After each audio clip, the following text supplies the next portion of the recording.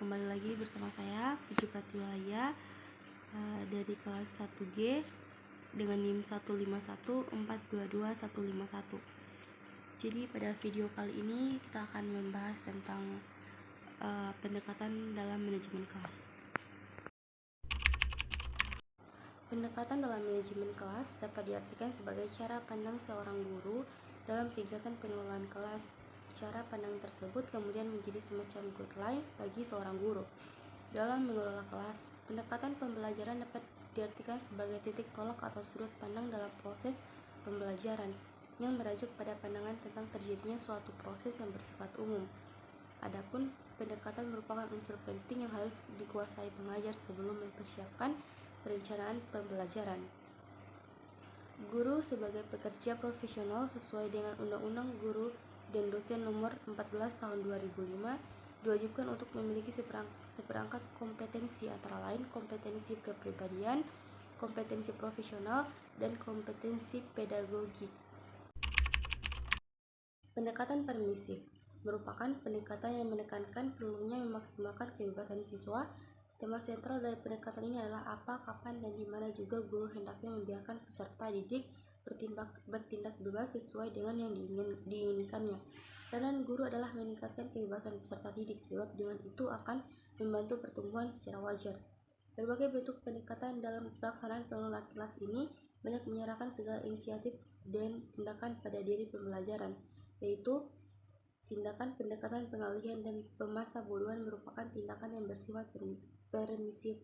Dari tindakan pendekatan ini muncul hal-hal yang kurang disadari oleh pembelajar, di antaranya menambahkan suatu kejadian atau tidak melakukan apa-apa sama sekali, memberi peluang kemalasan dan menunda pekerjaan, menukar dan mengganti susunan kelompok tanpa melalui prosedur yang sebenarnya, menukar kegiatan salah satu pembelajar digantikan oleh orang lain, mengalihkan tanggung jawab kelompok kepada seorang anggota.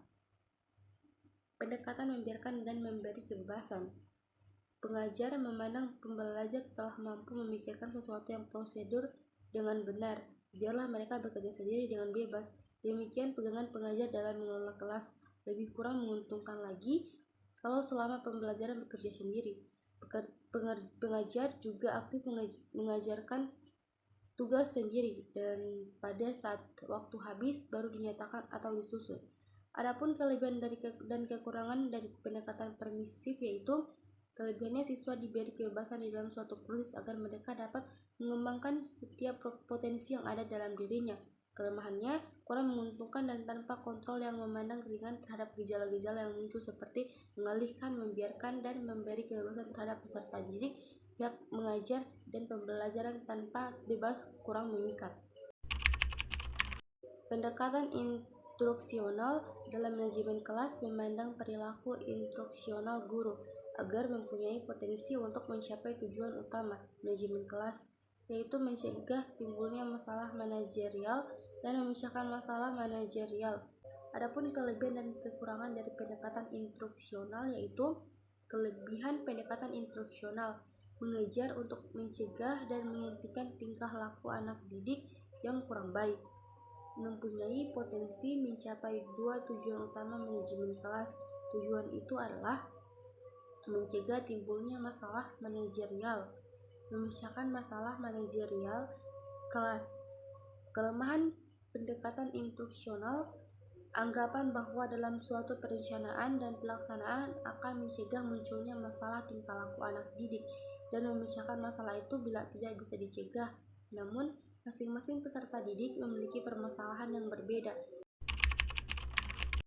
Pendekatan proses kelompok disebut juga pendekatan sosiopsikologis, merupakan pendekatan yang mengutamakan peraturan dan mengoptimalkan interaksi antara peserta didik dalam suatu kegiatan kelompok untuk mencapai tujuan pembelajaran sehingga proses belajar mengajar dapat berjalan efektif dan efisien. Pendekatan ini dipilih berdasarkan prinsip psikologi sosial dan dinamika kelompok. Kelebihan dari pendekatan proses kelompok, dengan berhasilnya penciptaan kelompok ini, maka akan membentuk dinamika kelompok dalam kelas sehingga akan menjadi kelompok yang produktif. Kekurangan dari pendekatan proses kelompok, apabila dalam suatu kelas tidak terciptanya pendekatan proses kelompok, maka siswa-siswa tidak merasa adanya rasa kebersamaan antar mereka, dan siswa akan menyelesaikan masalah sendiri tanpa adanya bantuan dari teman-teman. Kemudian, pendekatan sosio-emosional dalam manajemen kelas berakal pada psikologi penyuluhan klinik dan karena itu memberi arti yang sangat penting pada hubungan antar pribadi. Pendekatan ini dibangun atas dasar asumsi bahwa manajemen kelas yang efektif sangat tergantung pada hubungan yang positif antara manajemen kelas. Oleh karena itu, tugas pokok guru dalam manajemen kelas adalah membangun hubungan antar pribadi yang positif dan meningkatkan sosio-emosional yang positif. Kelebihan dari pendekatan sosio-emosional, siswa mempunyai jiwa sosial yang tinggi, serta hubungan antar siswa-siswa. Siswa guru dapat tercipta dengan baik, dan guru merasa mempunyai kewajiban agar siswanya tidak gagal karena kegagalan dapat mematikan motivasi dan dapat menimbulkan pandangan yang negatif dari siswa terhadap dirinya sendiri. Kekurangan dari pendekatan sosio-emosional, ketidakmampuan seorang guru dalam menciptakan iklim di dalam kelas akan berakibat negatif pada diri siswa yang bermuara pada kegagalan. Sekian dari saya.